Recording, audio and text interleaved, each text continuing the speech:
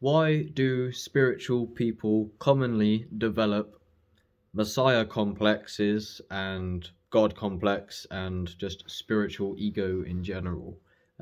Especially a lot of these mad people who dabble in a lot of psychedelics and just awakening in general, they are often projected onto as having like a big ego, like they think they're like the second coming and they're gonna save everyone. And I know Dylan, I done the podcast with him the other day. He was saying he took LSD and thought that he was going to come down from the mountains and turn the whole world onto what he's discovered.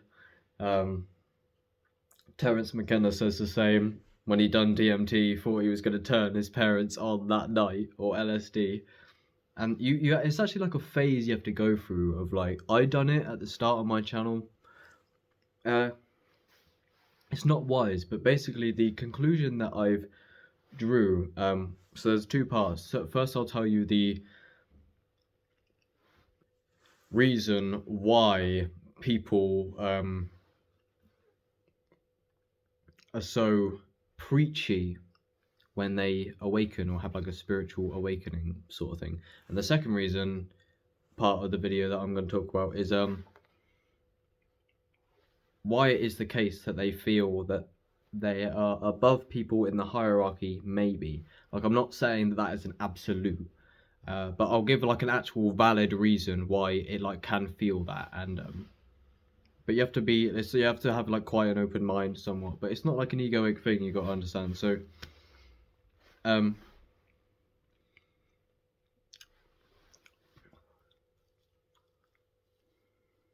why the fuck can I not?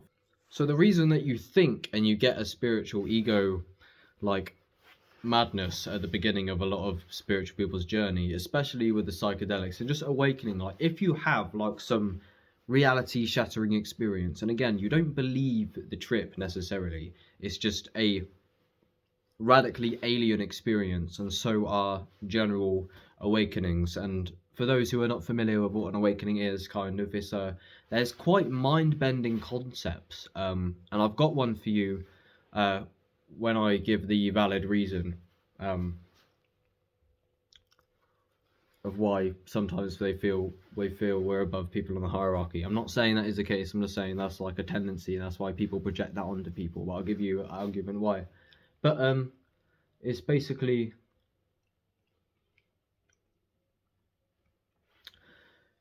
if you smoke DMT, for example, it's like the most absolute. It's like a 100% reality swap. You're literally in light dimensions of like infinite fucking complexity and dual multiplicity for forever, and there's no time and there's no self, and you literally hallucinate like your whole life. And not even just DMT, just the general psychedelics, and they don't have a lethal dose, not really. They won't. Mushrooms, they're completely, you can eat as many mushrooms as you like, and there's a lethal dose, or like, you know, when it's just off the scale, and no one would obviously ever do that at all because it's literally like nearly impossible. It's the same with like weed. Um, but when you go to this realm and you see the hyperspace, and it is an objective experience, I tell people, if you take 5 dried grams of magic mushrooms in silent darkness and just lay there, you have no idea what is gonna happen, bro. It's literally, um, I don't know if I said on an empty stomach as well.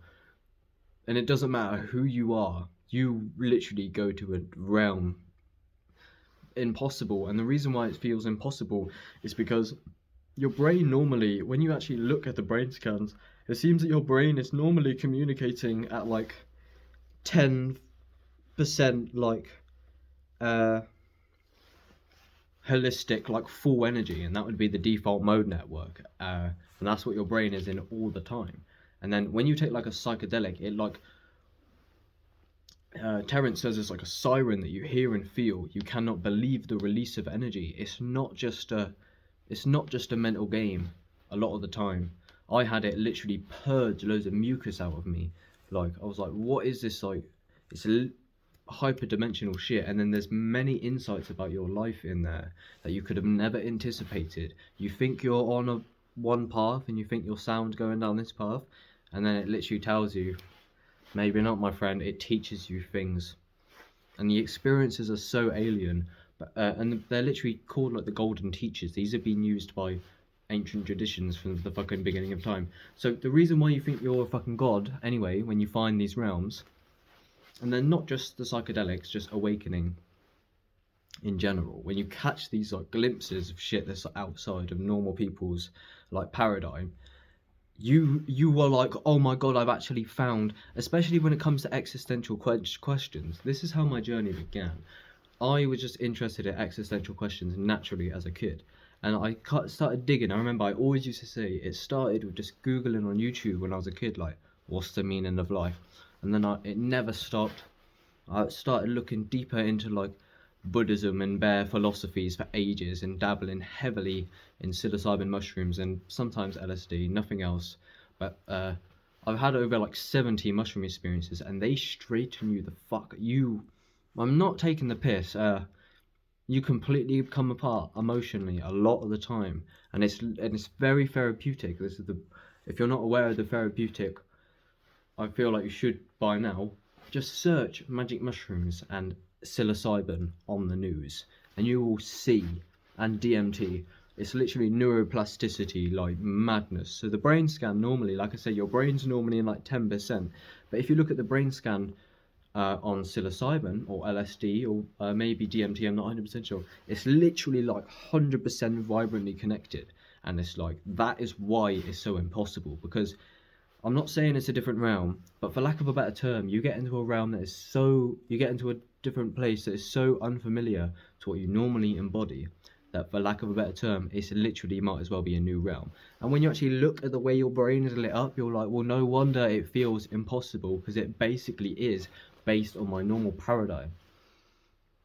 So you come back basically telling everyone, and there's a lot of insights. When my friend Sam, he had a trip recently, and he was telling me he wants to share what he learned with people. So it's not that he thinks he's better than you and going, oh, join my religion. That's not what he's saying. Spirituality is like anti-beliefs. That's how I put it. That's not what he's trying to do. He's found something. Basically, what I was saying is that I was always looking for the existential questions, and this is how Terence put it the other day, and I was like, that hit the nail on the head. Is that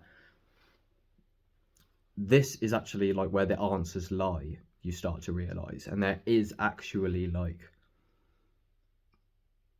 and I'm not just taking the piss, people think I'm crazy, but it's like when you really dabble in them, you have no idea. It literally brings your subconscious mind forward like a heavy dose of mushrooms, trust me. So anyway, you come back and you go, I found that, I call magic mushrooms the holy grail, and you go, I found it because it's illegal. You're like, people know about this. It's the same when I discovered everything we eat is poison in the Western diet. Like the food pyramid is just a lie. When I find these things out, I want to bring them back to the people, because we're like a tribe. I'm like, oh, look what I found. But then everyone just thinks you're crazy. And then the reason why, final point today, is the reason why some people feel like they're up on the hierarchy compared to normal people in terms of the awakening process. It's not because they get like a egoic rush, because like you do maybe at the beginning a bit, but when you really get into what enlightenment and awakening is about, you just kind of watch the egoic frame. You become very familiar with what an ego is, and it's like the idea of like being somebody. Like Eckhart Tolle put it very, very good. Imagine if you saw, if somebody told you like a prophet what your vision, what your future would be, and your future would be, for example, like a rapper, and you become full blown famous, right? And you go, yeah, that's really good, and you're like, I want to do that. That would be a sick future, maybe, whatever your dream is, basically. Well, actually,